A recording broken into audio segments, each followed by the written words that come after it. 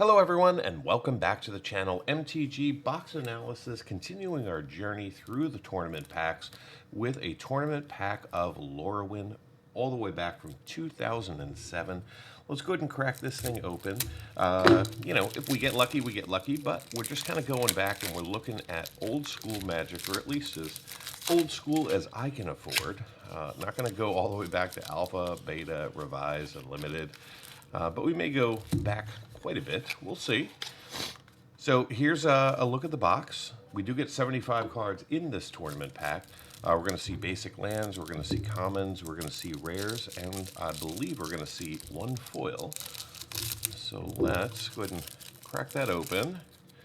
Kind of separate the cards as best we can. I'm going to go ahead and put the book right there. So let's do that. Let's take a look at the book real quick, and then we'll jump into the lands, our foil, as well as our commons, uncommons, rare, and then we'll summarize it all with how much value we saw based on 2025 market prices.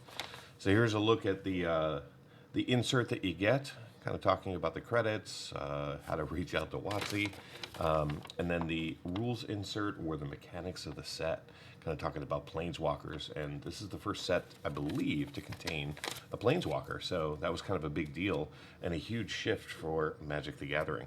So let's go ahead and just take a look at some of our basic lands here. You're going to find some really beautiful artwork in this set. So hopefully you enjoy it as much as I do. So we're just going to kind of cycle through the lands. There's a couple of lands that are actually valued over $1 just by themselves. They don't have to be in foil. It's a couple of islands and a couple of swamps. So considering the coverage that you get in a tournament pack, we should be seeing those, and I should be putting the price overlays on the screen as we come to those specific lands. This set contains a total of 301 cards. You get 80. There's a total of 80 rares, 80 uncommons, 121 commons, and then 20 basic lands. There are no mythics in this set. They hadn't yet been invented, so you're just stuck with good old rares. There are some rares of value. So we've got Thoughtseize in this set. We've also got a Dolmen Gate, Nath of the Gilt-Leaf. Those are some of the big ones. We also got the Mosswort Bridge. Would be another one to kind of keep a lookout for. All right, so I believe we're kind of getting to the end here.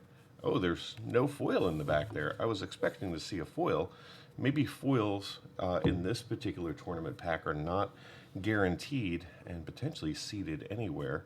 I do see a little bit of a gap there. Maybe that's where the foil is. As you know, they do like to curl. So let's take a look at some of our commons. There's only one common valued over $5, and that's the Spring Leaf Drum. Maybe we'll pick that one up. We're also looking for a Shields of Velis Veil.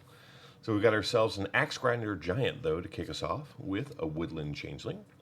And then we're going to see a Kithkin Greatheart with a Muldrifter coming in. Very cool to see that. That is valued over $1. Then we're going to see a Foot Bottom Feast, followed by a Lowland Oaf.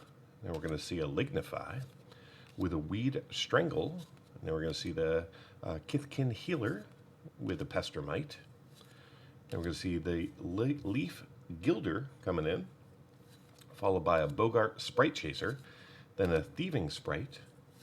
Then we're going to see a Kinsbale Balloonist with a Bogart Loggers.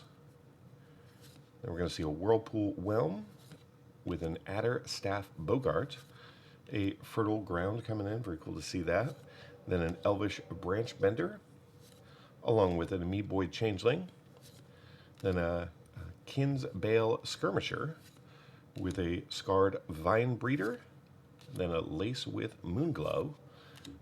Springjack Knight with a Ponder. Very nice to see that. And behind that, we're going to see a Nightshade Stinger with a Fault Grinder. Then a Fairy Trickery. Then we're going to see the Warren Scourge Elf. We've got to get getting close to our uncommons now. Got a Lair Witch Giant, followed by a Spider Wig Bogart. Then we're going to see a Bogart Forager with a Kithkin Harbinger, and that's going to be our first uncommon. All right, following that, we got ourselves a Sylvan Echoes. Then we're going to see a Rebellion of the Flamekin, followed by a Marrow Harbinger. That's actually going to be a pretty good uncommon, I think close to $4 in value. Behind that, we're going to see a Prowess of the Fair with a Century Oak.